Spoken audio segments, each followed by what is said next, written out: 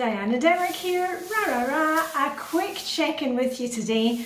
I like to give you a kind of magazine format, so you never know what we're going to be chatting about here across the kitchen table in Copenhagen. But I've got a few ideas for today. My word for 2022, I always like to have a little think about what's going to inspire me. Hopefully it'll inspire you too. How we can create a Hygge life in 2022. You know me, I'm all about the Hygge expert. A little update. We are almost through our 31 days of December challenge of doing 5k a day. A little update about that. And of course, some winter bathing and winter swimming photos and videos, because that's all part of my Hygge life, is spending time with friends, doing something that I love, which is being in the freezing water. And we've had plenty of that recently, and quite a lot of snow. Anyway, and one more thing. Also, we're going to be doing yet another giveaway. A one-on-one coaching session with me. I am a routines coach, so if your mojo has gone missing, if you're finding work-life balance tricky for you, I am here for you, and I'm giving away yet again every month. I do this a one-on-one session with me. So anyway, let's start off with my word for 2022. Now, I've had a wee think about this, and in past years I've had joy, and I've had accept and open, being open to what life throws at me and what opportunities come away. And this year I'm going to go for fresh. Now, fresh is one of my favourite words. It's one of my type words in the Dressing Your Truth system. The Dressing Your Truth system that I use for my capsule wardrobe. And it goes deeper into that. Also, Dressing Your Truth is like the Myers-Briggs of colour systems. It's also down to how you move through your day, how you process information, how you interact with others. And fresh is one of my keywords. And I'm choosing fresh for 2022 because I think it's a really good word for me to always kind of keep things fresh. That can be my mind, my body, through exercise, looking at what areas of my life are maybe getting a bit stale, what I need to re-evaluate. And do you do that thing of picking a word as something that helps you? If that's not your thing, that's fine. But I just find for me, it kind of gives me that trail through the year to kind of keep me focused on one thing. And so mine for 2022 is going to be fresh. And then let's talk a little bit about having a Hygge life in 2022. Now, all my videos, I'm a Hygge channel. I share how I get Hygge into my daily life all year round, not just in the winter when it's the kind of cozy socks and blankets and candles.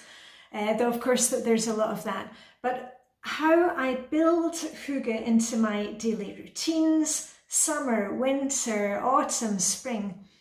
And for me, the Hygge is really about being intentional, really deliberate about my relationships, about putting a little bit of joy into my daily routines, keeping things cozy, a little bit of pleasure into things. And if you need help with your routines, about getting Hygge into your routine so that you realise that your routines are really something that build you up and carry you through life, instead of looking at them as, kind of the drudge and the chores of having to do laundry. I've got tons and tons of videos. I've made over 1,000 videos here on YouTube. I've got lots of videos about Hygge. I've got lots of videos about the flylady system, how to incorporate the two, how to get some Hygge into your routine. So you can take a look at those. And for me, a lot of the Hygge is in the relationships that I have. So next year, I'm going to continue to seek out new relationships. In 2021, I've made some new friends. And remember here, if you're in that situation, because I hear this quite a lot of, how do you make friends at your age? I'm 54. And it's that thing of being open, and you also have to make some effort.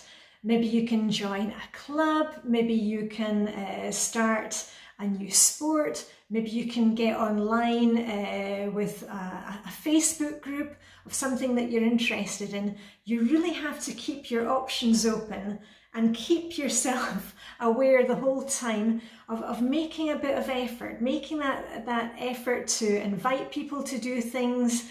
And you'll probably have to do quite a lot of inviting before you kind of get a catch and you can kind of reel a friend in. I've been so lucky this year to have made many new friends, and ones which I think I'm going to have lasting relationships with. So keep looking out there, but remember, you have to make the effort. It's the same with everything.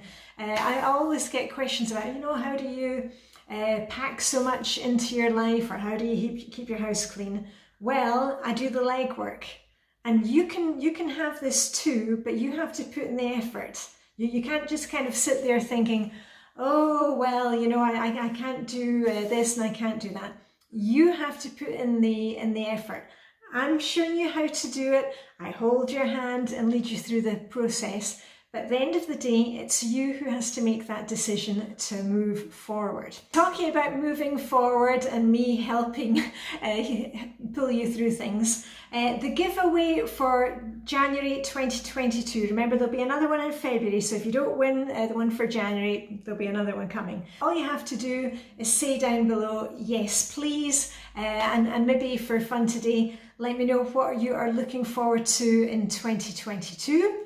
The winner of the December giveaway was Rebecca, who was in England. If I remember rightly, she was near London. And I won't tell you what Rebecca and I discussed, but we had a really good session, and she left our session with some ideas of how to move forward. So I'm crossing my fingers for you. Good luck for winning the session for January. And remember, you comment on this video, and in 1 week's time I will pick a winner at random, and I'll put the name in this video information somewhere, and I'll also be in touch with you. So make sure you're subscribed to my channel and you've got the notifications on, so that you get that message from me saying, woohoo, you've won, all right? And then a wee update on the December Daily Dash. I know many of you have joined in. I've been posting daily on Instagram, showing you where I have been running or walking on each day. And we are now into the final countdown. And actually, the other day I had a dash clash, which is when you spontaneously meet somebody else who's doing the challenge. And I met my friend Lena, Danish Lena, so I had a dash clash with her, and it's just been a fantastic way to bring me through the month of December. It's been dark, it's been dreary. Luckily we've had quite a lot of snow the past few days, which kind of brightens things up. But when we got to Christmas, which for us is the 24th of December, I suddenly thought, oh, wow, we're almost at the end of the challenge here. And I haven't had the kind of December blast. So it's been fantastic for me. It's been great for my mental health. It's been great for my physical health. And what I found best that works for me is to get my run in first thing in the morning, either before breakfast or straight after breakfast. And remember, with this challenge, we were walking or running 5K every single day of December. So if you can't run 5K, it doesn't matter. Maybe you can walk. If you can't do the 5, it doesn't matter. The main thing was that we were just getting out every single day of December, and we've still got a few days to run, and raising a wee bit of money for charity. And it's definitely something that I will be doing again next December. So if you want to join in with us, you know where you heard it first. And I hope you had a wonderful Christmas if you celebrate Christmas. Unfortunately, we didn't get over to see my mum in Edinburgh, but thanks to everybody who's inquired about mum. She's doing well. Luckily, I have my brother and his wife in Scotland who are there to take care of her.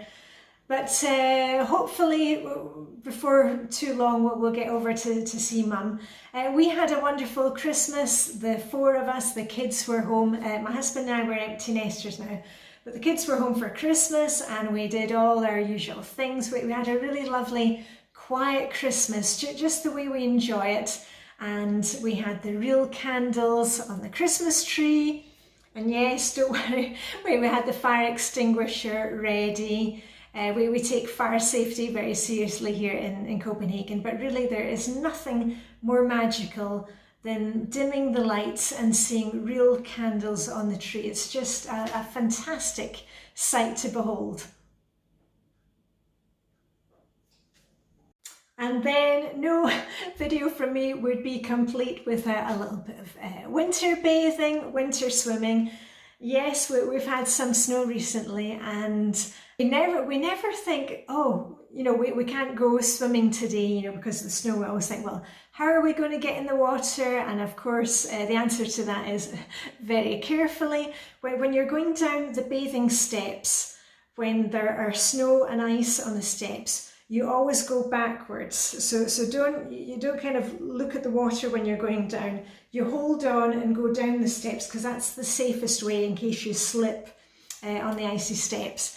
But I'll show you some footage here. So just waiting for my friend Sue to turn up and Marianne, American Marianne, and then we are going to get stripped off and get in for our swim today. Very, very slippy underfoot, so watch for your toe. Okay, and we are done. We've had our marzipan pigs to heat up. I've got my little hot water bottle. This actually came from a close swap called Sue. But anyway, we are going to get going because it is, I don't know what the wind chill is. It's something like, I think, -15. And those were really strong waves today, so be very careful. Be very careful when you're out there. And as I always say, the winter bathing, the winter swimming may look fun, but do your homework before you start. And I wouldn't advise starting in these conditions. Okay, see you on the other side. And also I had the gift exchange with my besties, Vibeke and Helena. We met on Little Christmas Eve, which is the 23rd of December. It's our little tradition. And we did our little dance and we exchanged gifts, but I think it's best if you just see it for yourselves, but you might want to turn down the volume a bit before we start. Guess what? I am down by the water and it is snowing. And I'm just on my way to meet Vibeke and Helena to do our gift exchange. Woo! It's Little Christmas Eve here, 23rd of December. So let me get going in the snow and I shall see you on the other side. Woohoo! Nej,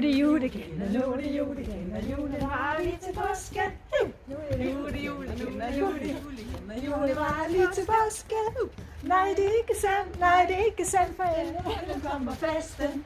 Nej, det er ikke sandt, nej, det er ikke sandt, for endelig kommer festen. Nu er det jul igen, og nu er det jul igen, og julen var lige til påske. Nu er det jul igen, og nu er det jul igen, og julen var lige til påske. Nej, det er ikke sandt, nej, det er ikke sandt, for endelig kommer festen. Nej, det er ikke sandt, nej, det er ikke sandt, for endelig kommer festen. Glædelig jul! Nu må stay there! And here we have this year's buffet, along with the hand sanitizer. We've got home-baked stars, and we've got some cheese, manchego and Scottish cheddar. We've got biscuit, we've got a lovely port wine, and Helena's even brought the fancy glasses yet from her family, so we've got to be very careful with those, and some marzipan Santas. And then here is our little tree that we dance around. Oh, there's Santa. And the gifts. Ooh, let the gift giving begin. Ooh, cheers.